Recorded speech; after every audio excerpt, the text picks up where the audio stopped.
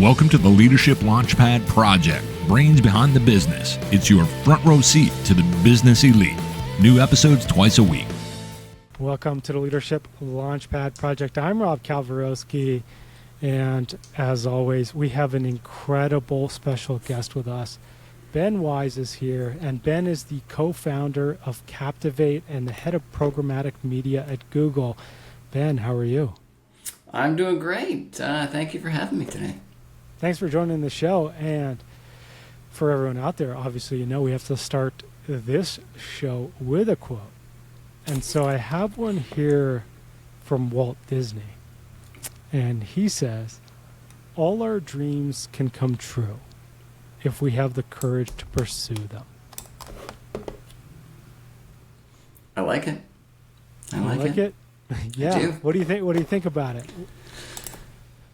I mean, the courage to pursue them, but also I'd add the energy to pursue them. Tell me more about the energy. Well, I mean, I don't know. I got 3 small kids, and I think the energy to pursue. Sometimes it is about the courage. Sometimes it's about kind of the drive and finding the time and the energy.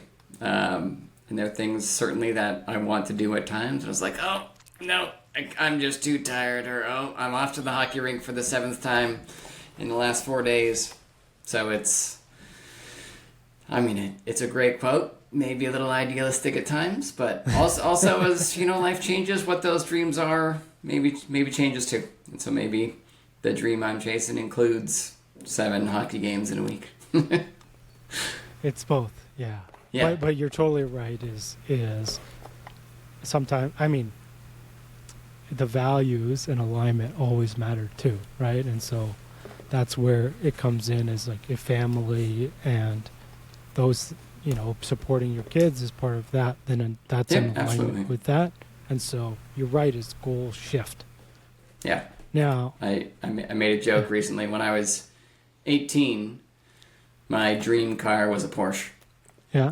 And now if you tried to give me a Porsche and make me trade it for my minivan, I would say no. I'm not leaving my scratched up, dirty minivan. I need the space. I love it too much. So the dreams change. Dreams change. Well, it tells us one thing. You haven't hit your midlife crisis yet. I'm planning it out. When I do, it's going to be big and awesome, but I'm not quite sure just yet. It's coming. It's coming. Totally. Now, Ben, obviously you're probably new to a lot of our audience. So can you tell us a little bit about who you are, and then tell us a little bit about Captivate? Sure thing. So I'm based in Toronto. Born and raised here. Had a few stints abroad. Lived in West Africa for a year. Lived in the UK for a year. I've been working in the digital media and consulting space for the last 15 years. Before that, I did an MBA. And coming up on almost 2 years ago, me and a good friend and colleague launched Captivate. We are all about the psychology of persuasion and helping people learn how to use that and take it out of the kind of the academic ivory tower of controlled experiments and help people understand how to quickly and easily put it to use in their day-to-day life. Because a lot of it is really simple tactics that are really effective, but not hard to put in place. You just need to understand them. So when we started, we were just a newsletter. We're still doing that. That's kind of the core. We write about a new concept or a new tactic every month. So I was actually working on the draft for November earlier this morning. But after a few months of that, we got a bunch of people who are reading it that were reaching out and say, "Hey, we really love the content. I lead a sales team. You think you could come in and give us a training on this?" We're like, "Oh yeah, it hadn't occurred to us, but yeah, we'd love to." My partner Darren, in addition to this, he's a stand-up comedian on the side, so he's just absolutely great at presenting. I'm good too, but Darren is pretty great. And so we did that. That got some good feedback, and so we've just been trying to grow that more and more. And everything we do, we get really good feedback on the content that we're putting out there. So we're just trying to find new and creative ways to keep that content coming, whether it's keynotes, corporate trainings, YouTube channel, Instagram Reels, the newsletter, podcasts. Because I think the idea of the psychology and the behavioral science behind it, it just seems to really resonate with people. I think it's really interesting. people can relate because they see those kind of psychological quirks in their own activity. They're like, oh, that's why I chose that. Or, oh, that's why so-and-so didn't agree with whatever. So, yeah, where we can, we're putting stuff out and seeing where it goes. Amazing. And while it's fresh in your mind, what's your tip for November? It is... Ooh, I've given away the secret. It is called... Oh, it has a fancy name. Sorry, I'm just switching tabs. It is called the simulation fluency, which is a very fancy word for being able to actually picture something in your mind. So, like, the example I really like is, I'm never going to win the lottery. I know I'm never going to win the lottery. But if I spend 5 minutes picturing what I would do with $50 million after winning the lottery, it makes me still want to go buy a ticket. Because I can picture it very clearly of the house I want and the trips and donations and all the things. And the more you can picture something, the more persuasive and influential that idea is going to be to you. So lots of different ways that we're talking about on how you can put that into practice, whether it's sales or marketing or getting your kid to go to bed at night. It's a fancy name for a pretty easy to use and powerful tactic. Totally. Yeah, we do a lot. I mean, of course, I do a lot of visualization with my clients, and I do it myself as well. But it's something where we use it to support people in achieving their goals.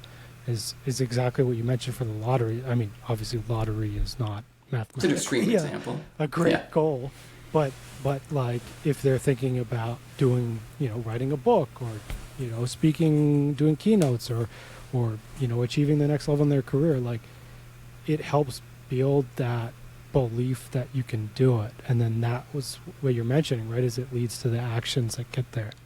Exactly. And it's one of those, like, uniquely human things that we can imagine and picture this version of reality that hasn't come to pass and be inspired and motivated and take the actions to make it true. If only it worked for the lottery, right? Yeah. Can't control that one, but it is effective at getting me to spend $5 on a ticket, so. So Ben, like, with all this work that you're doing around supporting folks with the psychology of persuasion, what is your mission with this? Like, what are you hoping that the impact's going to be? So I think the underlying insight that we are so obsessed with is people are not rational. If you look into the studies of how people make decisions, we are extremely irrational. We're extremely emotion driven. And when you look at the way that humans, whether it's in the workplace, whether it's in marketing, whether it's in a sales pitch, whether it's, I joke about getting my kids to go to bed, we try to, beat you to death with logic. I've been in and I've delivered many a sales pitch that is graph after chart after graph after chart and waterfall chart and whatever. And I'm just going to beat you over the head with so much logic and data that of course you'll agree with me. And when you understand how we actually make decisions, you're like, oh, no wonder people ain't buying. And so each month, we get into a specific tactic like simulation fluency or whatever else it may be. But I think it's that underlying idea of if we understand how humans actually make decisions, which is not what most people expect, that's going to drastically change how we go about working with humans. And so, for persuasion, we talk a lot about how it fits with sales or it fits with marketing, but we also say, if you are in a job that works with other human beings, you're going to have to influence and persuade them at some point. You want to launch a new project at work, you got to convince your boss it's a good idea. You want another team to prioritize a project you're working on, you got to convince them why that's important. You want to get the job in the first place, you got to convince them why they should hire you. This is all like the psychology of persuasion in day-to-day life. And it applies anywhere there's kind of human-to-human interaction, but we like to think that we're rational, even though we aren't. And I remember being out I was out for beers with a few friends once, and I was trying to explain that idea of we don't buy things for rational reasons. We buy them largely for emotional reasons, and then we use some sort of logic to kind of rationalize that choice. And one of my friends got like seriously offended. He's like, no, I have a physics university degree. I went to this top tier school. I think through these, and the irony that he got so emotional in his reaction to deny being emotional about decisions. And I was like, Chris, you're proving my point there, buddy. But he wouldn't admit to it. But it was a funny moment for me, for sure. Totally. Yeah, of course, it's persuasion and influence is a big skill. Of course, you mentioned, right, is in leadership and goal achievement and in really anything with other folks. Ben, do you have any tips for folks out there that they could start using at work and to build their influence? Yeah, I think coming back to that idea of the emotional side of things, like the influence, persuade, really what that is trying to do is change someone's behavior or their actions. And you do that by changing their mind of what's important or what they want to do or how they want to spend their time. And so it really comes down to the way that we make decisions and that emotional side. And if we just appeal to the rational side, whatever you're trying to do at work. And I think it's especially important for leadership because, and I've often said to people, like, in your career, the more senior you get, the less you do the work and the more you manage the work. But managing the work is entirely influencing the behaviors of others. And if you're not good at that, then you will never be a good leader. So if you need to understand how people are making decisions about the things they care about and the things they're going to spend their time and effort, because most companies these days, you can't just be like, well, I'm the boss, so do X right now. People aren't going to go and do X just because you're the boss and said so. There is a level of persuasion required to do that. And I think understanding that you have to appeal to that emotional side is kind of one of the single biggest things I think leaders need to understand. Totally. It's something, right? It's funny, right? Because if anyone out there has taken basic economic courses, they're like, assume everyone's a rational actor. Like they have a term for it. Like economists will say, like, irrational man. Which is sexist and outdated, but also the idea of like us as rational. It's like, oh, if we have this very specific incentive, then all of this behavior will just naturally flow. It's like, no, it will not. And so, you look at a lot of economic policy or a lot of things that come out and you're like, well, that had some interesting unintended consequences. I don't know, did you ever hear the daycare example? No, tell me about it. There was a daycare that, they closed at 5 o'clock, and parents kept coming to pick up their kids a little bit after 5. And so they thought, okay, well, rational decision makers, we're going to charge a fee every time they're late. And with the hope of people not being late because of that financial incentive. And it had the exact opposite behavior. People started showing up to pick their kids up late much more because they're like, oh, well, I don't feel emotionally bad because I'm paying for it, so like it's a value exchange here, as opposed to like feeling guilty for being late and coming in a few minutes late and so sorry. So people start showing up later more often. So they think it's here's a rational way to approach that because you're going to make a rational economic decision for you, and it had complete opposite effect of what they wanted. It's such a funny story, and Ben, if we know that as a leader, now, how would you, knowing everything you know about influence, how would we try to get those parents to show up on time? It's, I should have thought through that question before I used the example. That's a hard one. And as soon as they introduced the fee, it became a value exchange that parents were more than happy to pay for. Mm-hmm. And, it's a little bit of that carrots and sticks, but that stick was a very rational thing. And what are the emotional things of like, if you're late, we're not going to kick your kid out on the curb, but that's when we stop playing with them. Like at 5 o'clock, if you're not picking, like the kid is safe there, but we're going to start doing the tidy up stuff and your kid's probably going to be bored. and unhappy, and then you're going to pick them up and they're not going to want to come back. And so there's probably some emotional element of like the kids' experience and the kids' behaviors and bringing them in the next day if they're happy or not happy, that that could be something that has much more influence on the parents' behavior to show up on time to pick them up, because they don't want their kid to be upset. They don't want their kid to be unhappy at daycare, and they don't want the difficulty of dropping them off the next morning if they're not happy there. So I think there's a way to appeal to that emotional side of the parent, and what matters to them in a much more effective way. I love it. Yeah, it's just funny example, right? It is something even that they could consider is signing not like an actual legal contract, but more like a social contract of like, I will show up on time.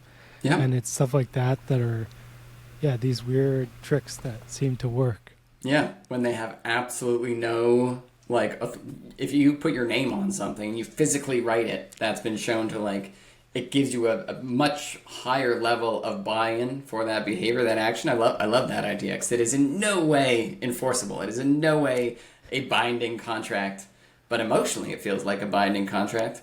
And it's like that consistency principle or commitment principle, where if I've formally made this commitment, and I just don't want to be seen as someone who goes back on my commitments, so I'm more likely to show up on time. Again, that emotional of how I want to be seen and how I want people to perceive me. It's powerful. Yeah, totally. Ben, how do you use your strategies with the folks you work with at Google?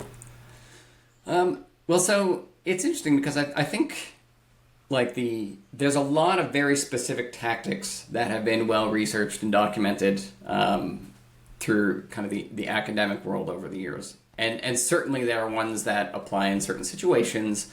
But what we found, like as my partner Darren and I have gone through this, there kind of seem to be a few key buckets. First one, and we kind of talk through these when we do speaking things, and first one is people are lazy and they hate change. People always laugh at that one. I think that's a sign that it resonates, that it's maybe true. People buy from people, and perceptions can and do change constantly. We call those three things the three basic human truths of decision making. And what we'll tell anybody is like, read the tactics, read our monthly newsletter. We'll give you new ideas every month, but you'll come up into a situation where you don't see, maybe I can't use the simulation fluency here, or I can't use the decoy effect here, or I can't use anchoring here, whatever the tactic may be. And that's okay. If you come back to those three things and then readjust your approach, then you're much more likely to be successful. And I think like that idea of, people buy from people, there's tactics around how you can go about that. But at the end of the day, like just having a good relationship because you're nice to them, because you're a good human, because you're respectful and you value them, because you're a good listener. There's all the tactics, but there's also a foundation of just trust and a good relationship that is going to be the most important thing. Amazing. I love those principles. Why do you think the status quo is so compelling for people to stay? I mean, that fits right there in the people are lazy and hate change. Yeah. Why would I change if I don't have to change? That was one of the first kind of newsletter editions we did, was kind of the status quo bias. And there's some really interesting ways to go about combating it, but I think there's a lot of research into like why people don't like change. And some people say, it's not that they don't like change, it's they don't like risk, or they don't like unknowns, or they don't like, and it's lots of ways to say that people like change, but they don't. And lots of people have learned to say like, the right thing to say in a business environment, I love change. The only constant is change. I'm change aid. People love to say that stuff. And I was like, it's lovely that you say that. I know you don't actually mean it, because that's not the way our brains are wired. You have learned to adapt well to change because that helps you be successful, but you don't actually like change for the sake of it, because we get used to our routines. And as humans, I think there's a certain like predictability that we want. And don't get me wrong, I like to travel to far off places and try something new and experience that. But I also really like to come home and back into my comfy routine, because there is a certain level of ease. And if you look at the research, a lot of that will go back to say, here's the principle, here's the the technique, but here's the how our brains have evolved over the course of millions of years, and this is why this quirk of the brain made sense when we were hunter-gatherers. If we changed something, maybe the crop would not grow and we would starve. If we changed where we lived, maybe you'd get eaten by a tiger, and introduce all these life or death risks. And you can see how over millions of years our brains have adapted that if this is working, the downside of change is pretty extreme from an evolutionary perspective over that time frame. And even if it's not the most effective thing in the workplace, evolution in our brain just takes too long. And so we're trying to adapt, but we still have that if I do my emails a little bit differently, might get eaten by a tiger, so I don't want to change. It is funny, right? The whole, I'm a disruptor, I'm a change agent, and I think what you're getting at is those folks are not changing within themselves. And so projects and doing work, I mean, for them, it's probably repeating a lot of the same work anyways. Sometimes. But it's ultimately is they're still not really changing in a sense of themselves. And so that's probably where they're going. Well, also Maybe. It sounds cool. I think it's, and it does sound good. And, the flip side is that, it's not evolution over the course of, something that short, but the adaptability to succeed and that drive to succeed, people will overcome. They're instinctually don't like change, but I have learned that change in the workplace and being the change agent has a lot of upside to me personally in my career or my team or my bonus or whatever it may be. And I'll overcome that instinctual desire to avoid change because I can beat that out with the by understanding the benefit of it. But it is swimming upstream a little bit, and there are lots of people who are good at swimming upstream. The principle is people are lazy and hate change. That doesn't mean they don't put in effort and change ever. It just means that's not their default. Lots of people can overcome their default, and I think it's a great skill to be able to do. Totally.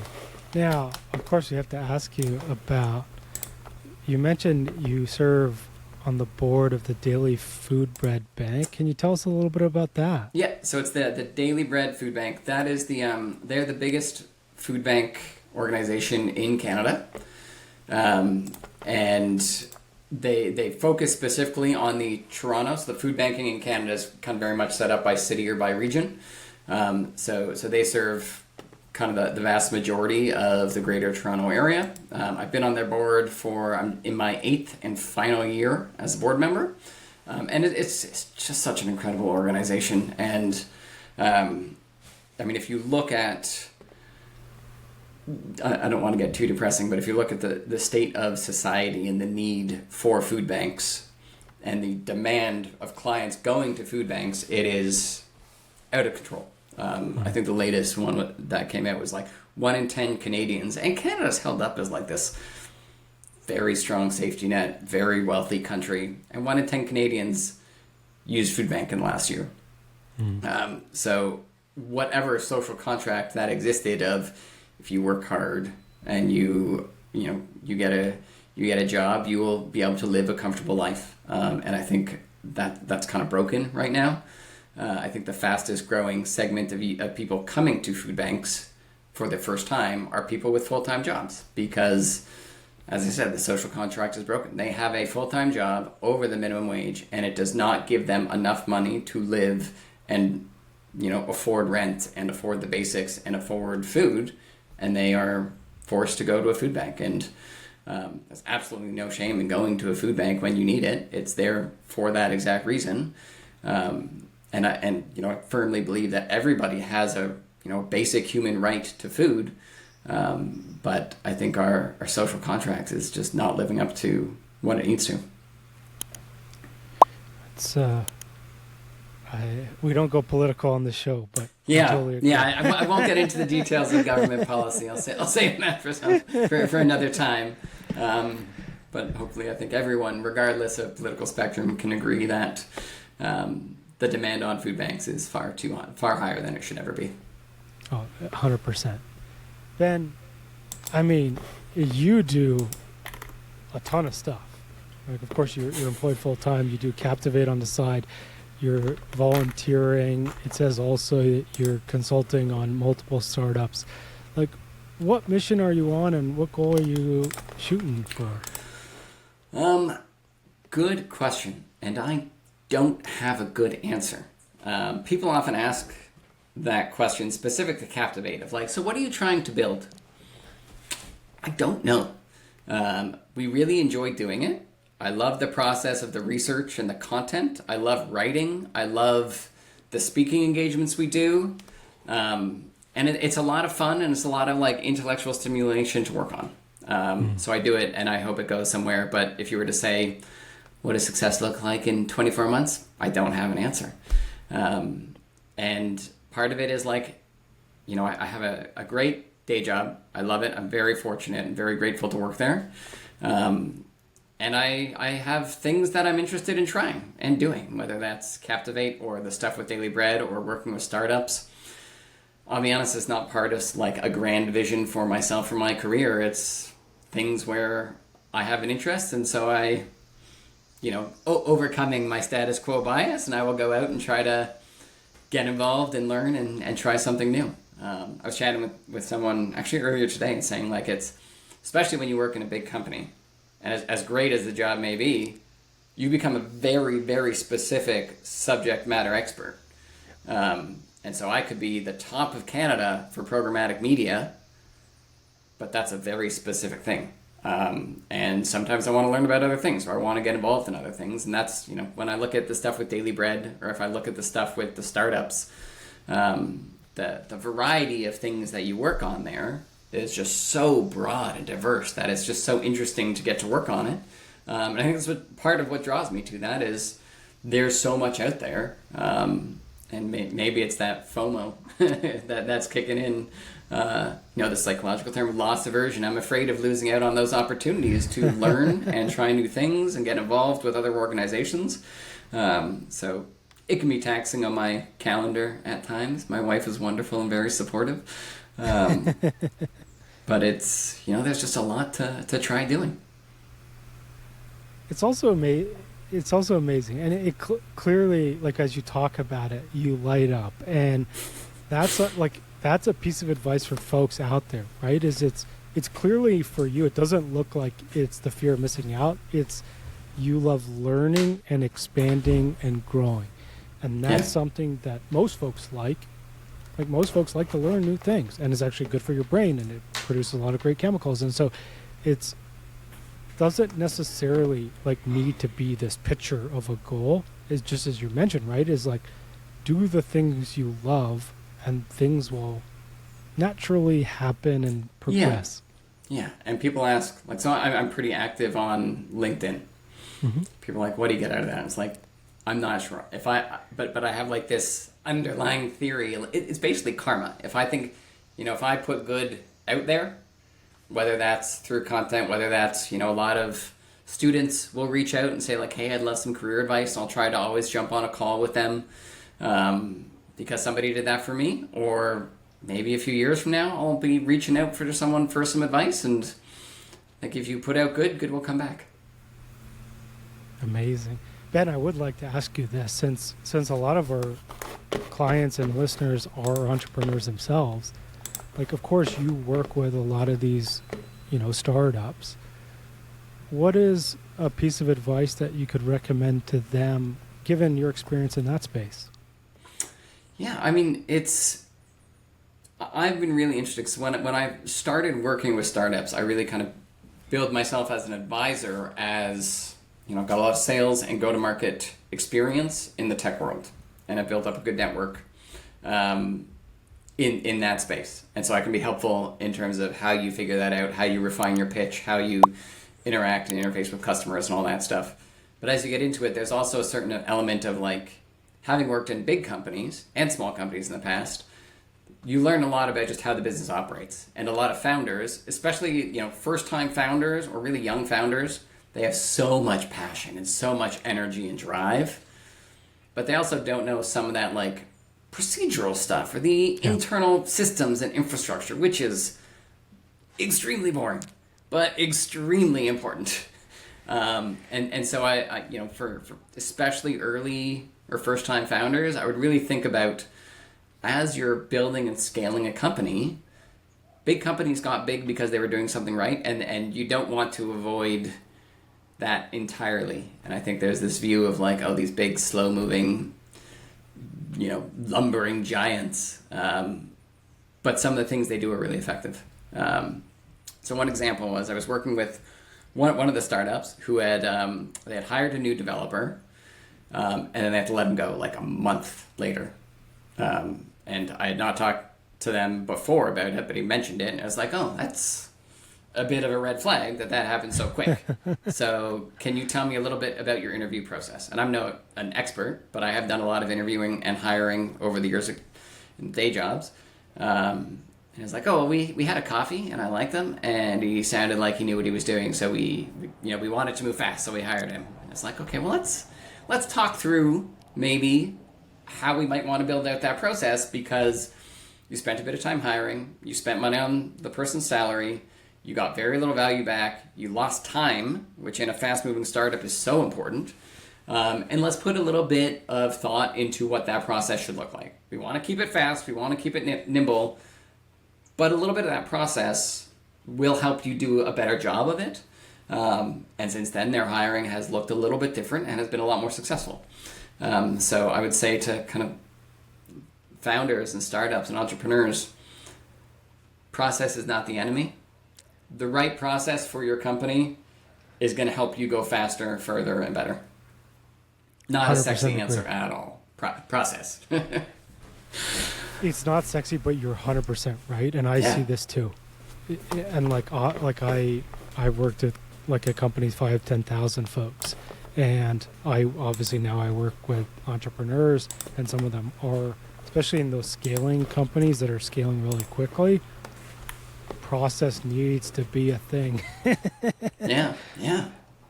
Don't hire somebody over a quick coffee on one conversation. Put a process and then trust in the process. Amazing. Such great advice, because I see it so much, and it's something that folks like. You're right, 100% is new founders and folks who haven't done like a larger corporate side. They don't get that, but it's something that you're right. It accelerates things. It standardizes quality. All these things. So great processes get great results. And so, well said.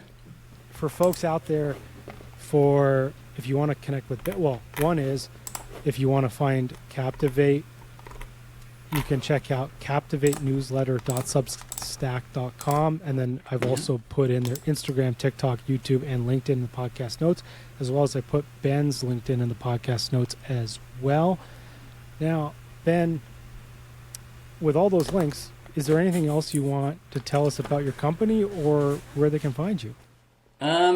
I as I mentioned, spend a lot of time on LinkedIn, open to connecting with people I haven't met, and I have met a lot of amazing people through LinkedIn that were previously random and are now like friends and business partners and all sorts of stuff. So that is generally the best way. And then any feedback people have, whether it's the newsletter, whether it's the socials, whether it's the video, whether it's the speaking, we are new to a lot of these things. And we work really hard to try to make them as good as possible, and we love the feedback. So and we try to make adjustments to how we do things based on what our community tells us. So please reach out, please be in touch. Always love chatting with people who are interested in the topics. Amazing. And now, of course, we have to ask you the big question that we ask all our guests here on the Leadership Launchpad. Ben, what do you want your legacy to be? I think I don't know how I feel about the term legacy. I think of that in a professional capacity. I hope that the people that I work with over the years look back on that time, and whether we were colleagues, whether I was their manager, whether they were my manager, whether they were in the audience for a Captivate session, I hope they look back and say, because I had that interaction with Ben, my career is better off for it. And whether that's an immediate promotion, whether that's skills they've used down the road that pay off at some point, I'd love for people to look back and say, because me and Ben worked together or interacted or overlapped briefly or for a long time, my career was better off for that. I hope some people would say that now. Maybe I should ask them more formally. But it's a great question to think about, because it really informs how you work with those around you. Absolutely. And so, folks, if you know Ben and you're listening to this show, send him a note, either email, text, or call him, and let him know how he's impacted your life, because he wants to know. So definitely. And if I haven't, let me know that too, and then I'll figure out ways to try to do more. Amazing. It's such a great thing, and yeah, I totally love your care and how you show up in the world, and everything you're doing is amazing. Thank you. Really appreciate that. It means a lot. Yeah. And so for folks out there, of course, if you're looking for any executive coaching, leadership development, keynote speaking, and more, you can head on over to elitehighperformance.com for all of that. And where I'd like to leave folks with today is it's where we started with Ben, is we're not logical. And as much as we'd love to think we are, and I'm an engineer and I used to think and love to think I was too, that's not the truth. And there's a lot of strategies out there, and you can totally listen or read Captivate newsletter and check out their social media. And these are the influence and power strategies that can take your career to the next level.